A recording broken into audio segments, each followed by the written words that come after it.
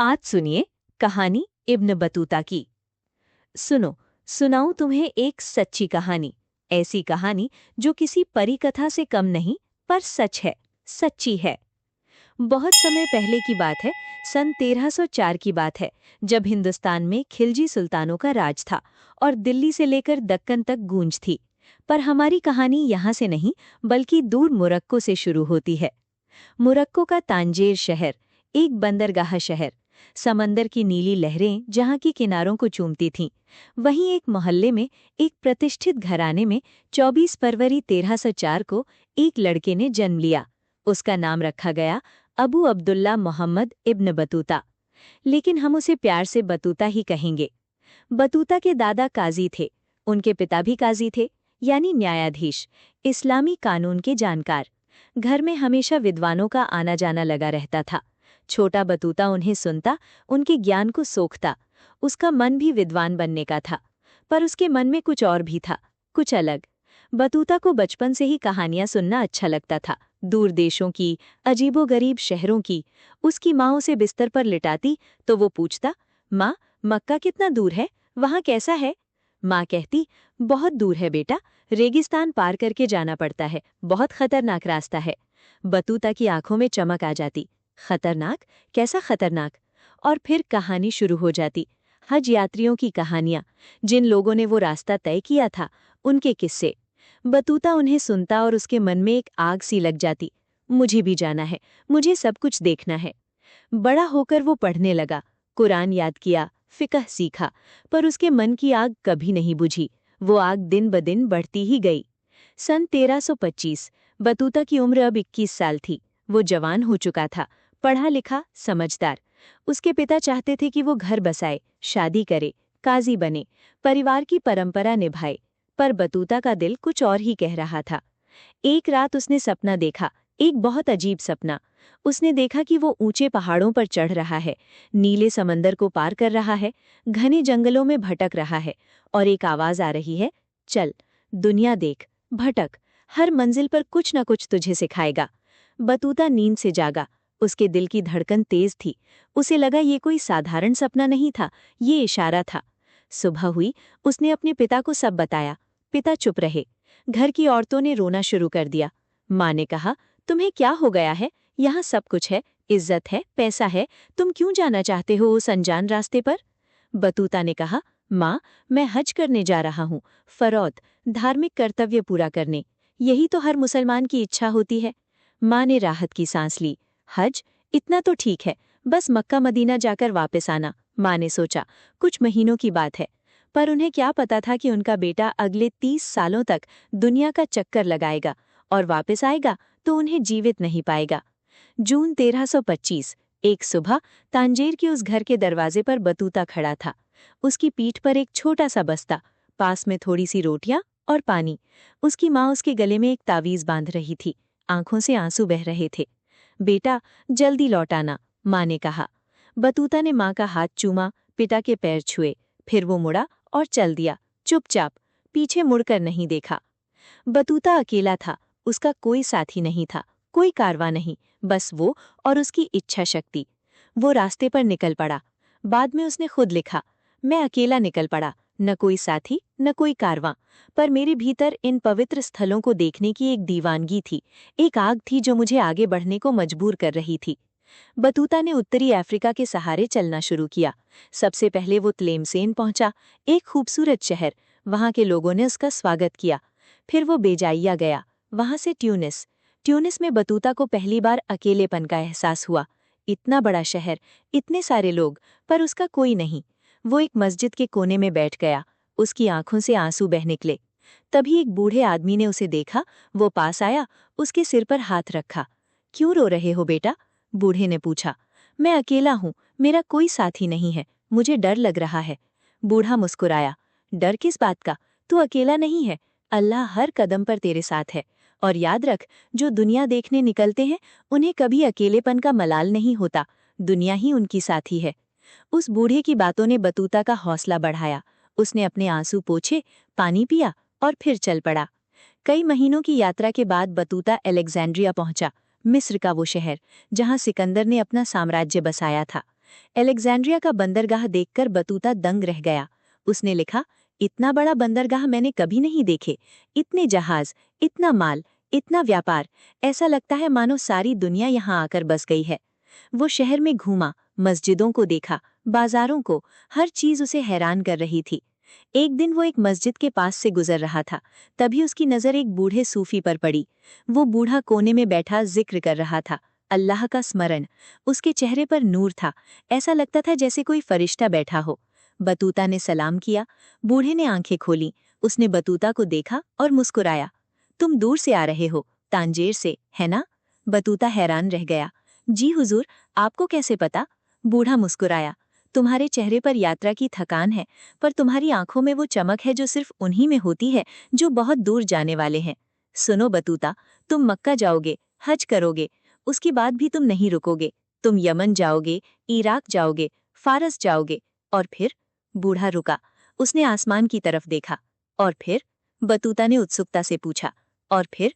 तुम हिंदुस्तान जाओगे, वहां एक बादशाह मिलेगा तुम्हें, और चीन भी जाओगे। हाँ, चीन, दुनिया की छत तक तुम पहुंचोगे।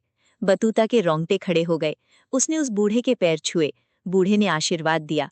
बाद में बतूता ने लिखा, मैंने सोचा था कि बस हज करके लौट आऊंगा, पर उस संत की बातों ने मुझमें एक नई जान फूंक दी।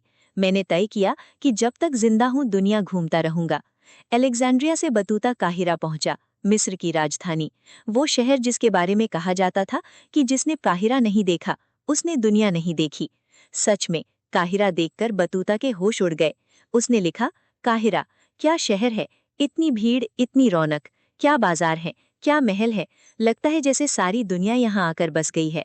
बतूता काहिरा में ठहर गया। वो दिन भर शहर घूमता, नील नदी के किनारे बैठता, लोगों को देखता, उनसे बातें करता। उसकी मुलाकात एक अजीब आदमी से हुई। वो एक बाजार में बैठा सब्जी बेच रहा था, पर उसकी बातें बहुत अनोखी थीं। वो दर्शन की बातें करता था, ईश्वर की, जीवन की। बतूता ने उससे पूछा, तुम सब्जी बेचते हो पर दर्शन की बातें करते हो कैसे? उस आदमी ने कहा, बेटा, ईश्वर हर जगह है, बाजार में भी, महल में भी, गरीब की झोपड़ी में भी। तुम अगर ईश्वर को ढूंढोगे तो वो रोटी के एक टुकड़े में भी मिल जाएगा। बतूता ने वो बातें गांठ बांध ली। वो आगे बढ़ गया। काहिरा से बतूता ने फिलिस्तीन का रुख किया। वो यरूशलेम पहुंचा, वहां की कुद्स मस्जिद देखी। माना जाता है कि यहीं से पैगंबर मोहम्मद आसमान पर सैर करने गए थे। बतूता ने लिखा, यरूशलेम, कितना पवित्र शहर है। तीनों धर्मों के लोग यहाँ आते हैं और हर किसी को अपनी चीज मिल जाती है। फिर वो सीरिया गया, दमिश्क पहुंचा। दमिश्क उस समय ज्ञान का बहुत बड़ा केंद्र था। वहां हर गली में मदरसे थे, हर कोने में विद्वान बैठे पढ़ा रहे थे। बतूता दमिश्क में थोड़ा रुका। उसने वहां के विद्वानों से पढ़ा, हदीस सीखी, फिक्र समझा। उसने सोचा, जब मक्का ही जाना है तो ज्ञान का भी कुछ हासिल कर लूं। कुछ महीने दमिश्क में रहने के बाद वो आगे बढ़ा। आखिरकार 1326 में बतूता मक्का पहुंचा। काबा देखा, उसकी आंखों से आंसू छूट गए। उसने 7 चक्कर लगाए, जमजम का पानी पिया, मिना, अराफात, मुजदलिफा गया, हज किया। उसने सोचा बस अब घर लौटना चाहिए, पर उसके पैरों ने जवाब दे दिया। वो मक्का में ही रुक गया। और फिर उसने सोचा, क्यों ना आसपास के देश भी देख लिए जाएं, जब आया ही हूं तो। ये सोच ही वो थी जिसने उसे अगले 30 सालों तक भटकाया। हज के बाद बतूता ने पूरब की तरफ कदम बढ़ाया। वो बसरा पहुंचा। वहां उसने अजीब भल देखे। बसरा की खजूरें उसे बहुत पसंद आईं। वहां से वो इस्फहान गया, फारस का वो शहर जिसे सफ़ेद शहर कहा जाता था। उसने लिखा, इस्फहान के लोग बहुत मेहमान नवाज हैं। रात को अगर कोई मुसाफिर आता है तो लोग आपस में लड़ते हैं कि वो किसके घर ठहरेगा। फिर वो शिराज गया। शिराज, फारसी साहित्य का शहर, हाफिज और सादी का शहर। बतूता को शिराज बहुत अच्छा लगा। उसने लिखा, शिराज में जितने बाग हैं उतने मैंने और कहीं नहीं देखे। हर गली हरी है, हर मोड़ पर फूल खिले हैं। इसके बाद वो बगदाद पहुंचा। बगदाद, वो शहर जो इस्लामी सभ्यता का गढ़ था, जहां एक ज़माने में बैतुल हिकमा यानी ज्ञान का घर था। हजारों किताबें थीं, हजारों विद्वान थे। पर जब बतूता बगदाद पहुंचा तो शहर अभी भी मंगोल हमले के घावों से उबर रहा था। हालाकू खान ने उसे लूटा था, उसने खूब जलाया था। बतूता ने लिखा, बगदाद अब वैसा नहीं रहा जैसा था। पर फिर भी यहाँ अभी बहुत कुछ बचा है। ज्ञान की नदी अभी भी बह रही है। इराक फारस घूमने के बाद बतूता वापस मक्का लौट आया, फिर से हज किया और फिर से तैयार हो गया नई यात्रा के लिए। 1331 में बतूता ने दक्षिण की तरफ सफ़र शुरू किया। वो जेद्दा से समुद्र में उतरा, वो यमन पहुंचा। यमन के पहाड़, उसकी घाटियां, वहाँ के कहवा यानी कॉफ़ी। बतूता ने लिखा, यमन की कहवा जैसी दुनिया में और कोई नहीं, ताली, सघन और अद्भुत महक वाली। एक घूंट पीते ही थकान उतर जाती है। फिर वो अदन पहुंचा, अदन का बंदरगाह। उसने लिखा, अदन में इतना माल है, इतने मोती, इतने रत्न, इतना सोना, लगता है जैसे ये शहर किसी परी कहानी से उठकर आया हो। अदन से वो समंदर पार करके अफ्रीका के पूर्वी तट पर पहुंचा।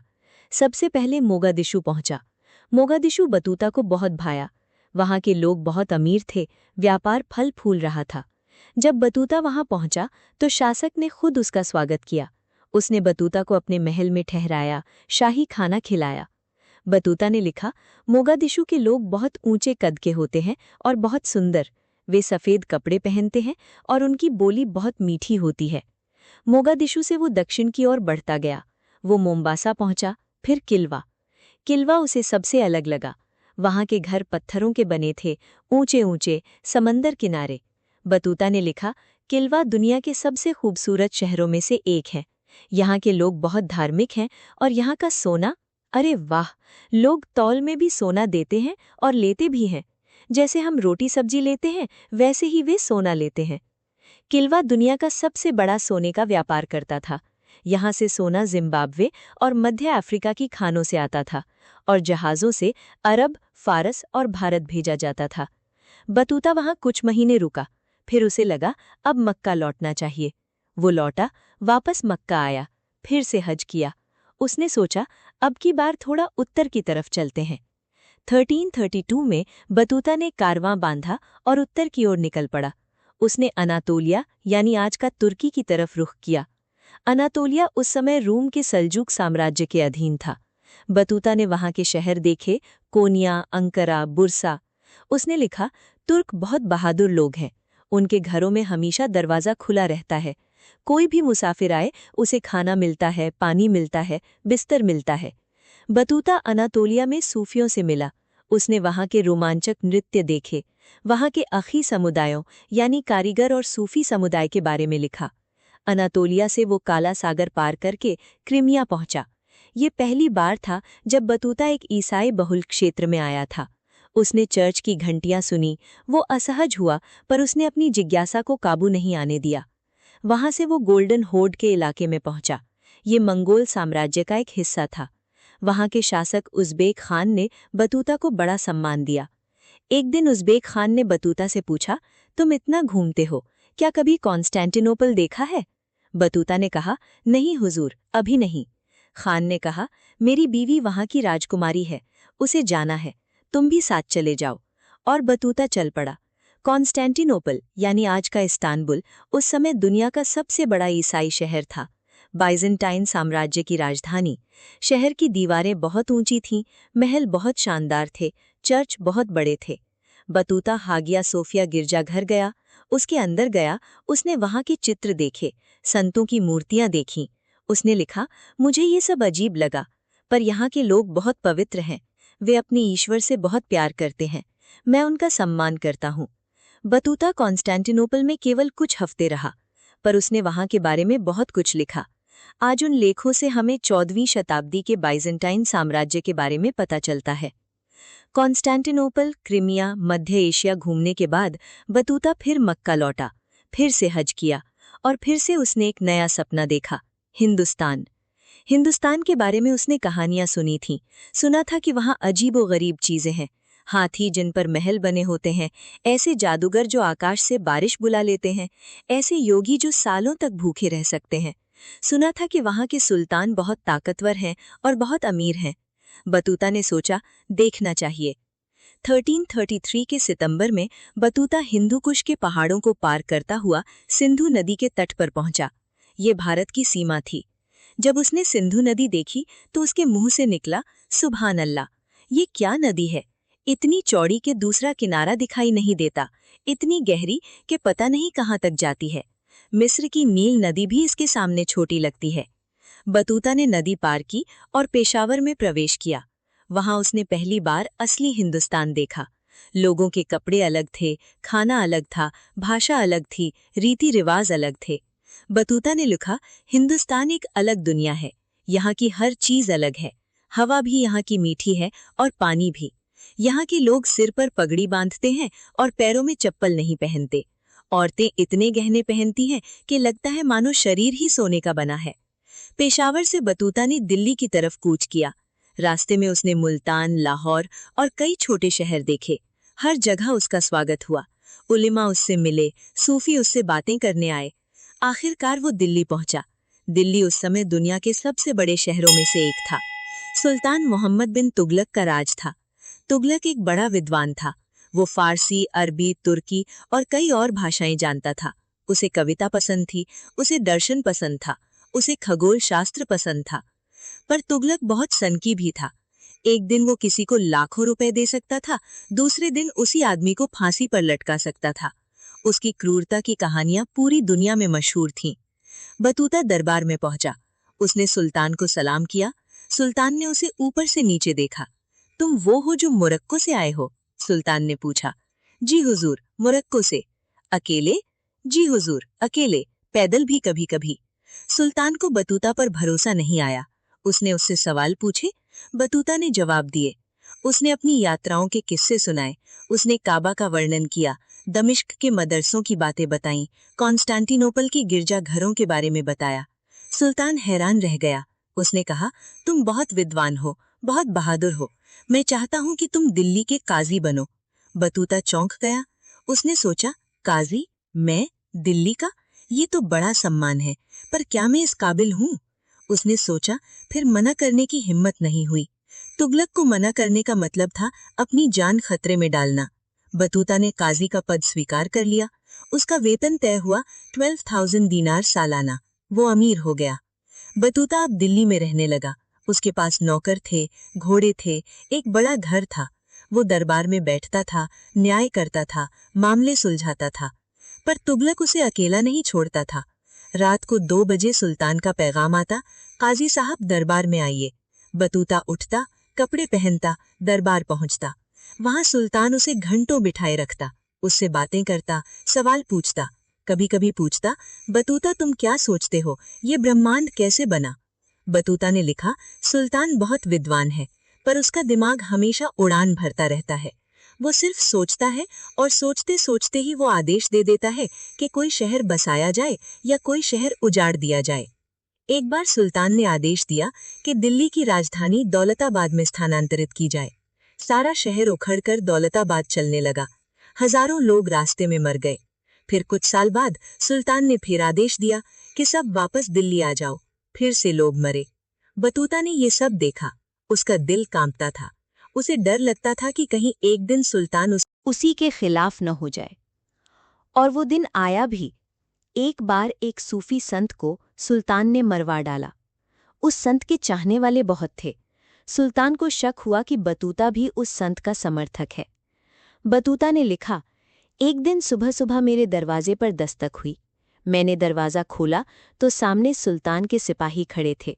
उन्होंने कहा, बतूता, सुल्तान ने तुम्हें नज़रबंद करने का आदेश दिया है। मैं सन्न रह गया। मैंने पूछा, क्यों? मेरा कसूर क्या है? उन्होंने कहा, हमें नहीं पता, बस चलो। बतूता 3 हफ्ते तक नज़रबंद रहा, एक छोटी कोठरी में। अंधेरा, गंदगी, खाने को रोटी का एक टुकड़ा और पानी का एक कटोरा। 3 हफ्ते बाद उसे छोड़ा गया।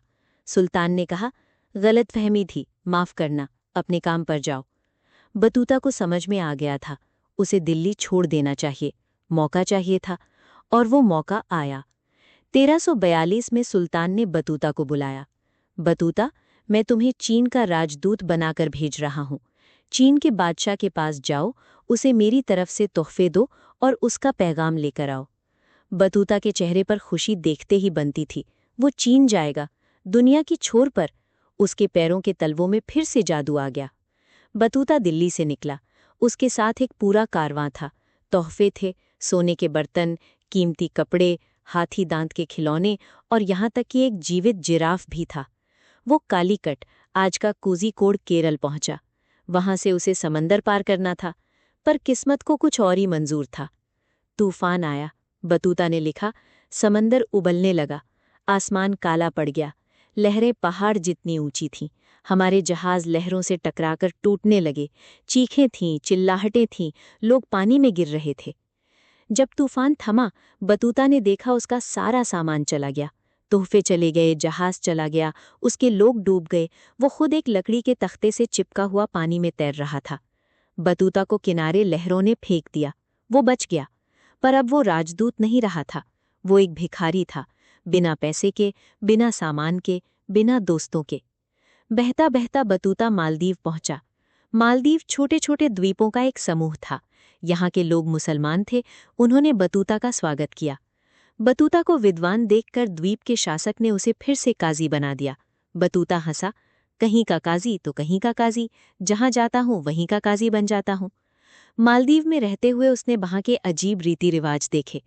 औरतें सिर्फ कमर तक कपड़ा पहनती थीं, लोग नारियल के तेल से नहाते थे, शादी में दुल्हा दुल्हन को देख नहीं सकता था, मछलियां इतनी होती थीं कि आदमी खुद उनके ऊपर चल सकता था। बतूता ने लिखा, मालदीव अजीब है पर बहुत सुंदर है। यहाँ का पानी इतना साफ है कि आप 10 हाथ गहराई में भी नीचे मछलियों को तैरते देख सकते हैं। मालदीव के बाद बतूता श्रीलंका गया। वहां उसने एक पहाड़ देखा, एडम्स पीक। कहा जाता है कि इस पहाड़ की चोटी पर हजरत आदम का पैर का निशान है। जब उन्हें जन्नत से धरती पर उतारा गया तो उनका पैर यहाँ पड़ा था। बतूता ने उस पहाड़ पर चढ़ने का फैसला किया। ये बहुत मुश्किल चढ़ाई थी, सीढ़ियां बहुत ऊंची थीं, रास्ते में बंदर थे, चोर थे, जहरीले सांप थे। पर बतूता चढ़ गया। ऊपर पहुंचकर उसने पैर का निशान देखा। उसने सजदा किया, दुआ मांगी। उसने लिखा, ये वो पल था जब मुझे लगा कि मैं अपने जीवन के सबसे ऊंचे स्थान पर पहुंच गया हूं, और सिर्फ भौगोलिक रूप से नहीं, आध्यात्मिक रूप से भी। श्रीलंका से बतूता भारत लौटा। फिर वो पूरब की तरफ बढ़ा। वो बंगाल पहुंचा। बंगाल में उसने हाथियों का व्यापार देखा। उसने देखा कि बंगाल के लोग कैसे हाथियों को पकड़ते हैं, उन्हें सिखाते हैं और फिर विदेश बेचते हैं। बंगाल में उसकी मुलाकात शाह जलाल से हुई, एक प्रसिद्ध सूफी संत।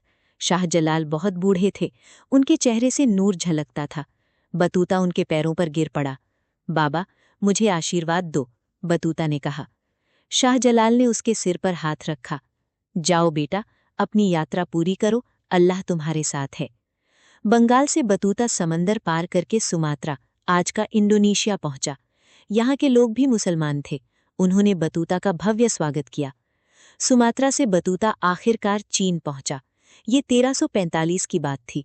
बतूता को चीन पहुंचने में करीब 30 साल लग गए थे। चीन ने बतूता को चकित कर दिया। उसने लिखा, चीन दुनिया का सबसे सुरक्षित और सबसे व्यवस्थित देश है। यहाँ रात में कोई अकेला आदमी सोने से भरा थैला लेकर चल सकता है और किसी को उससे छीनने की हिम्मत नहीं होगी। बतूता ने कैंटोन यानी ग्वांगजू देखा, फिर हांगजू देखा। हांगजू उसे बहुत सुंदर लगा। उसने लिखा, हांगजू दुनिया का सबसे बड़ा शहर है। मैंने काहिरा देखा है, मैंने दमिश्क देखा है, मैंने कॉन्स्टेंटिनोपल देखा है, पर हांगजू सबसे बड़ा है और सबसे सुंदर भी। बतूता चीन में मुस्लिम व्यापारियों के समुदाय से मिला। उसने चीनी मंदिर देखे, चीनी बर्तन देखे। उसने चाय पी, जो उसे बहुत अजीब लगी। पर बतूता का मन भारी था। वो राजदूत बनकर आया था, पर अब वो कोई आम मुसाफिर था। उसके पास ना तो तोहफे थे, ना खत था, ना पैसे। वो अपनी मजबूरी पर रोया। चीन से वो वापस लौटा। रास्ते में वो फिर कालीकट और फिर मालदीव्स टुरा। फिर वो दिल्ली लौटा, पर तब तक सुल्तान बदल चुका था, तुगलक मर चुका था। बतूता ने सोचा, अब बहुत हुआ, अब घर चलना चाहिए। 1349 में बतूता मुरक्को लौटा। तांजियर पहुंचा। वही का वही घर, वही मोहल्ला, पर उसके माँ बाप वहां नहीं थे, वो मर चुके थे। बतूता दरवाजे पर खड़ा था। बहुत बूढ़ा हो चुका था। उसकी दाढ़ी सफ़ेद थी, उसका बदन कमज़ोर था। 30 साल की यात्रा ने उसे थका दिया था। उसने लिखा, मैंने दरवाज़ा खटखटाया। मेरी बहन ने दरवाज़ा खोला। उसने मुझे देखा। वो चिल्लाई, बतूता, और फिर वो रोने लगी। उसने कहा, हमने सोचा था तुम मर चुके हो। माँ रोज़ तुम्हारी याद में रोती थी। वो तुम्हारे लिए दुआ करते करते चल बसी। बतूता ने उस रात अपनी बहन की गोद में सिर रखकर बहुत रोया। उसे एहसास हुआ कि यात्रा की कीमत क्या है। पर बतूता अभी रुका नहीं, वो फिर निकला। 1350 में वो स्पेन अंदालुसिया गया। 1352 में वो सहारा पार करके माली साम्राज्य यानी पश्चिम अफ्रीका गया। वहां उसने काला सोना यानी सोने की खानें देखी और वहां के अद्भुत राजाओं के बारे में लिखा। आखिरकार 1354 में 50 साल की यात्रा के बाद बतूता स्थायी रूप से मोरक्को के शहर फेज में आ बसा। वो बहुत बूढ़ा हो चुका था, उसकी आंखें कमजोर हो गई थीं, उसके घुटने दर्द करते थे, वो अब और नहीं चल सकता था। उसी समय मोरक्को के सुल्तान ने उसे बुलाया। बतूता, तूने दुनिया देखी है, तूने वो देखा है जो कोई नहीं देख सका। मैं चाहता हूं कि तू अपनी कहानी किताब में लिखवाए, तेरी यादें हमेशा रहें। बतूता ने कहा, जी हुजूर, पर मैं लिख नहीं सकता, मेरी आंखें अब कमजोर हैं और हाथ भी। सुल्तान ने एक विद्वान इब्न जुजई को बुलाया। बतूता ने अपनी सारी यादें सुनाई। उसने बताया कैसे उसने तांजियर छोड़ा, कैसे वो मक्का पहुंचा, कैसे वो इराक गया, फारस गया, अफ्रीका गया, तुर्की गया, भारत गया, चीन गया, कैसे उसने तूफान देखे, कैसे वो डाकुओं से लड़ा, कैसे वो जहाज के मलबे से बचा, कैसे वो राजा महाराजाओं के दरबार में बैठा।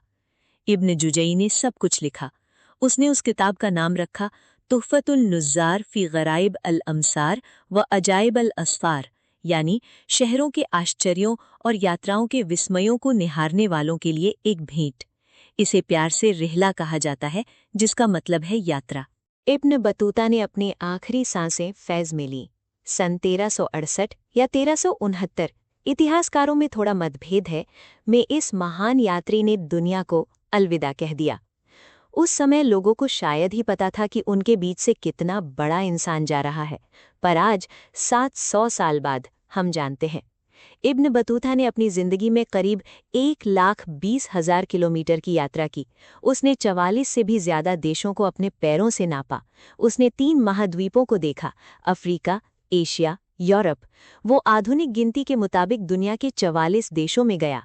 मोरक्को, अल्जीरिया, ट्यूनिशिया, लीबिया, मिस्र, इज़राइल, फिलिस्तीन, Jordan, Syria, Saudi Arab, Iran, Iraq, Kuwait, यमन, सोमालिया, केन्या, तंजानिया, तुर्की, रूस, Ukraine, Kazakhstan, Uzbekistan, Afghanistan, Pakistan, Bharat, Sri Lanka, Maldives, Bangladesh, Indonesia, चीन, स्पेन, माली, मॉरिटानिया और भी बहुत कुछ।